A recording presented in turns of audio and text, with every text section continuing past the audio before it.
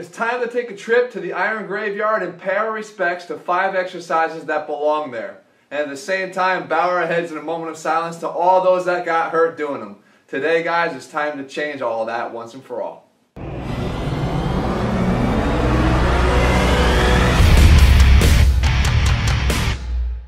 What's up, guys? Jeff Cavalier, Athlean-X.com. Come take a trip with me today to the iron graveyard. We're going to dig up 5 of the worst exercises that you can be doing. Now, why do I call them worse? Well, first of all, guys, we have to qualify as a physical therapist and professional strength coach. I have to judge the merits of an exercise on its risk to benefit ratio. When I talk about that, I mean if I have overhead throwing athletes, pitchers, quarterbacks, a heavy overhead snatch is not the best exercise choice for me, especially when I know I have better options, right? One bad rep can end a career.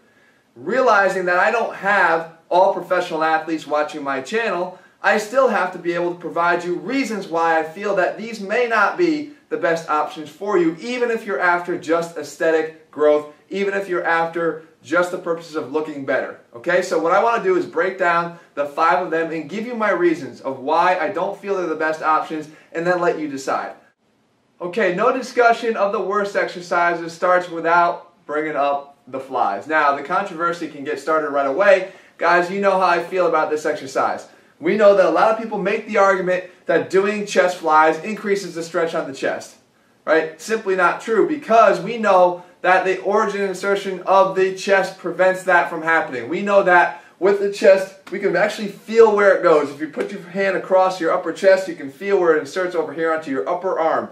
Basically, when we're here or we're here, once we get to the bottom of what would be a bench press, this is the maximum amount we get on the stretch we get on the chest. So if we open our arm up even further, that doesn't do anything. It doesn't add any extra stretch. There's no more excursion here of this muscle. What we are feeling is a stretch on the coracobrachialis, which actually comes from here down into here. Now we can see if the arm were to go further back, that increases the stretch here on that muscle. But what are we doing here? Chest flies or coracobrachialis flies?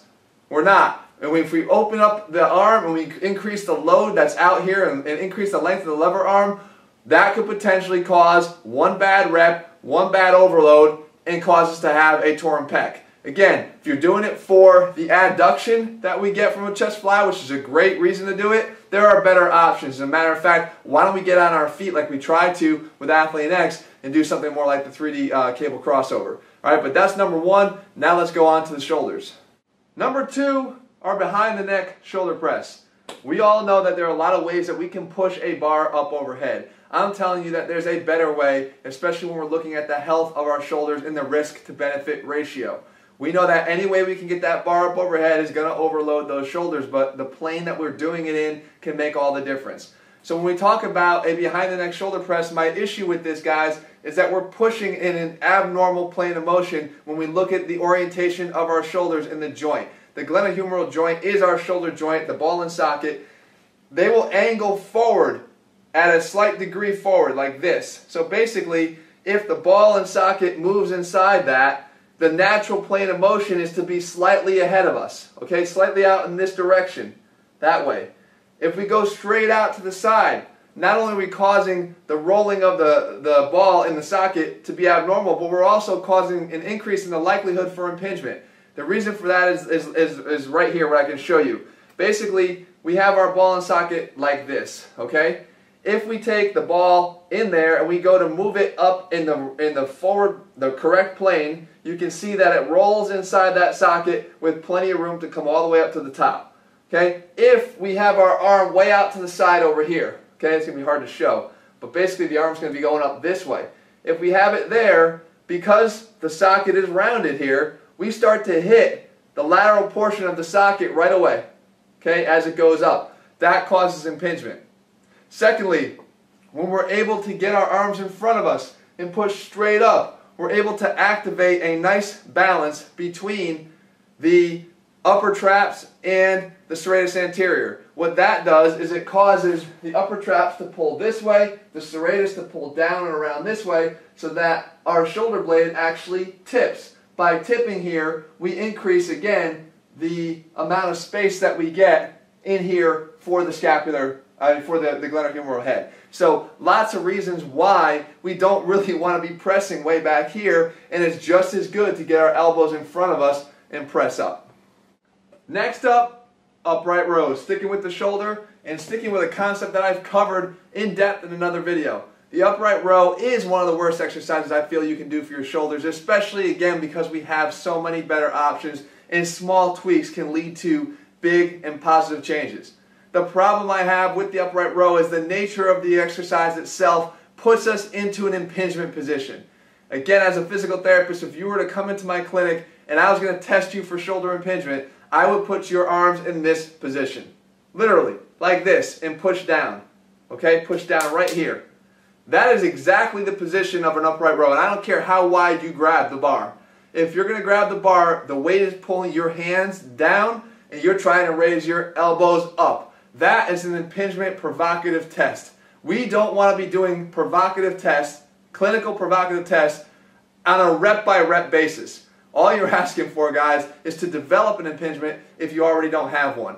And you might argue you've been doing the upright row for years and years and years, and it's a great shoulder exercise, and you never had problems. Just because you've never had problems doesn't mean that you won't have problems, even on a given particular day or one single rep. It's that kind of thing, guys, where overuse and overload in a consistent way can lead to a breakdown eventually of those structures inside your shoulder. So number 3, and one I firmly believe belongs in that iron graveyard. Number 4, good mornings. This might be an exercise that you think was already in the iron graveyard a long time ago because you don't see many people doing them anymore. The reason why, probably too many people have gotten hurt doing them that they've abandoned them. Here's the ironic thing about this exercise. I actually think it's a good exercise in terms of the movement pattern that it's requiring you to do.